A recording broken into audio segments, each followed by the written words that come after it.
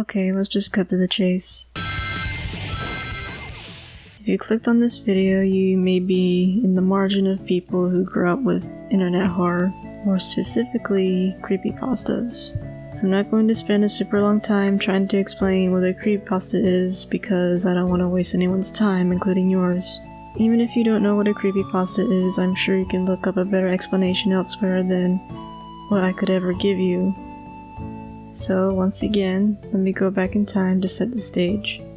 In the early 2010s, creepypastas were extremely popular. I for one was really into them, despite being way too young for it to be appropriate. As I'm sure you already know, and by the thumbnail, there was one called a name that I can't say on YouTube, or else they'll get their mallet out and smash my head into my ribcage. And since I want people to see this video, I'm going to avoid saying the name. So let's instead call it Mickey's No Good Very Bad Time. Anyway, I was watching YouTube. I remember watching Markiplier's video, uploaded on April of 2013. Hello everybody, my name is Markiplier and welcome to Let's Play Suicide Mouse. Now this cheerfully titled game was suggested to me by none other than Yummy Master. Hello everybody, my name is Markiplier and welcome to Five Nights at from Freddy's, an indie horror game that you guys but he told me suggested about it. en masse, and I It's saw like I that steal Yummy all Master his other played it and he games. said it was really good. A fan game based on this creepypasta. The name of this game is the name I can't say. At least according to the fandom page, it was created by Alex C. using Game Maker and uploaded onto 2Shared in 2012. Looking back at the game, it's not exactly something to write home about. It is an indie horror game from the early 2010s. Its way of scaring the player was just to flash a bunch of spooky, unrelated creepypasta images.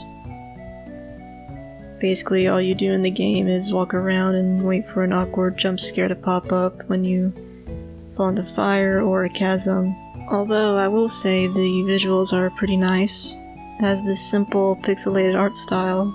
It can look pretty goofy at times though. Especially Mickey's walk cycle, where it looks like he's just flailing his legs around. Although due to the limited nature of the sprite, it looks like he's constantly having back pain instead of just having his arms crossed behind his back like in the creepypasta. This detail actually leads to the focus of this video. Around the same time as Markiplier's video or the release of the game, another YouTuber made their own Let's Play of the game. This YouTuber I cannot remember the name of, although I can say with nearly full certainty that they did play this game and they did make a music video. I have randomly remembered this video from my childhood and I have not been able to find it again. However, to the best of my ability, I will describe the music video. It was a joke on the fact that the sprite in the game looks a bit goofy. In the song, and likely in their playthrough as well, they specifically say that it looks like Mickey's back is broken. That's the explanation as to why he has his hand on his back all the time.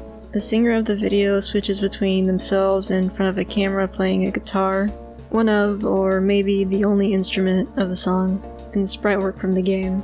I think some of the sprites were original for the sake of the music video, since I remember Donald and Minnie appearing for some verses. Those two were characters that never appeared in the game, at least to my knowledge. I cannot remember basically any of the words to the song. Again, this was probably when I was elementary school age. However, the name, or at least part of the chorus, was that Mickey was doing the Durka Durk dance, or the Derpa Derp dance. Considering when this song was made, it may have been the latter, since derp was a pretty common word to describe things. Despite the tone and general subject matter of both the game and the creepypasta, the song was very lighthearted and upbeat. This is honestly all I have to give. Whether or not this video still exists on YouTube is unbeknownst to me. Honestly, with how much YouTube has changed since then and how much time has passed in general, it has only made it harder to see if this video is still up or if the YouTuber is still on the platform. It seems that YouTube's search tool has only gotten worse. Again, I can't even remember this YouTuber's name. I just know that they were a relatively small YouTuber who both played the game and made the song. If I did watch any of their other videos, I can't recall. Now, when it comes to my search for this video, basically nothing has popped up. When you search the mouse song, it's likely just going to be the music that usually plays in recreations of the video described in the Creepypasta or Friday Night Funkin' tracks. Searching Derpa Derp Dance or Durka Durk Dance is still nothing. It doesn't help that it's an old video, but it's also an obscure one on top of that, so that makes it even harder to track down. Since I couldn't find it on my own, I went to Reddit. I posted on r/lostmedia. I got told that I should be on r/tip of my tongue. And that's it. My post got deleted soon after. I went to r/tip of my tongue, even though it would have made more sense if it was on the subreddit I posted on before, but whatever, I'm posting on this one now. And made yet another post on there instead. I got told, "Hey, did you try looking it up on YouTube? I think you can guess how helpful that was." Then my post got deleted again.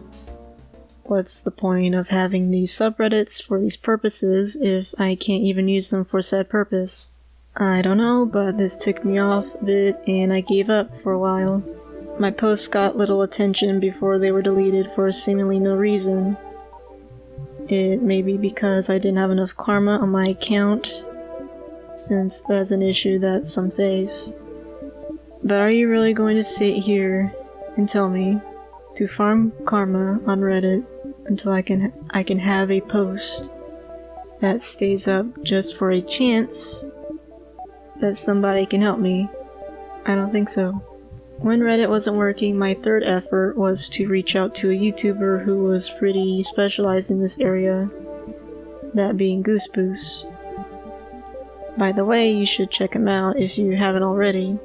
However, I don't think I've ever gotten a reply back, and I'm not going to spam him. I'm sure he gets tons of emails, and reading through them all and then picking and choosing what he will actually discuss is a chore of its own. So here I am with a video. This may be my last effort in trying to get even close to rediscovering this video. I know there are people out there who are much better at this sort of thing. I mean, the most I have done is search for it on YouTube. I wouldn't know how to further go about this other than what I've already done. Even if I never end up with anything, I feel like I would at least like to know if anybody else has even heard of this video or the YouTuber who created it. Let me know. I honestly would feel relieved to at least know whether or not I somehow imagine it. Anyway, that's all. If there is any info or leads you can give, comment down below or contact me through my socials. Bye for now.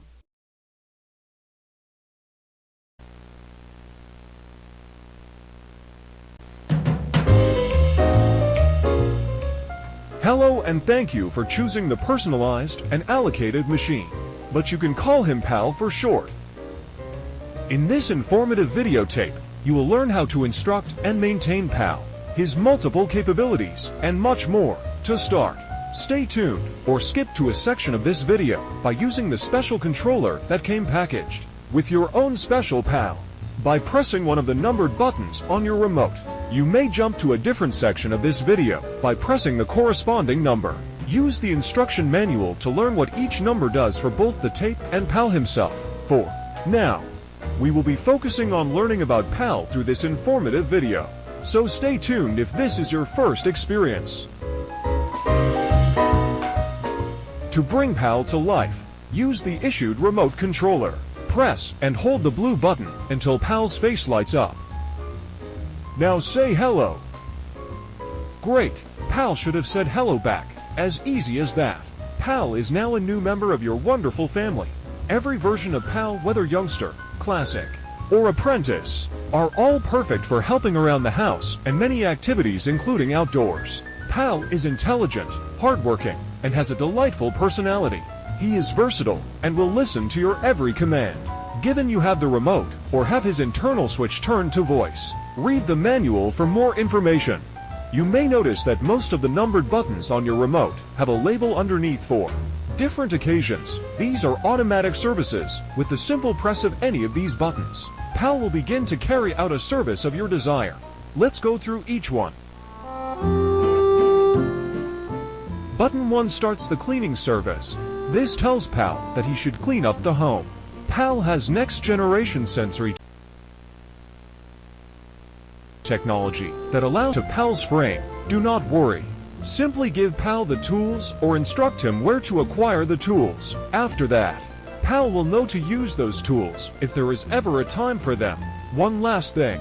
PAL is water resistant and will not short circuit. If PAL is ever in a mess, he will clean it up.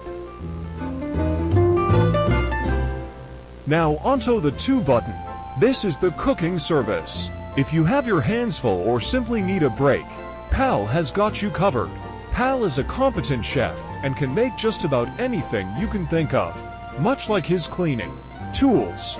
He also has some built-in tools, such as thermometers, pans, spatulas, and knives. He also has an array of recipes completely memorized in his database and can be taught any new recipes if you so choose. Refer to the manual for instructions or the full details for each of his 25 recipes.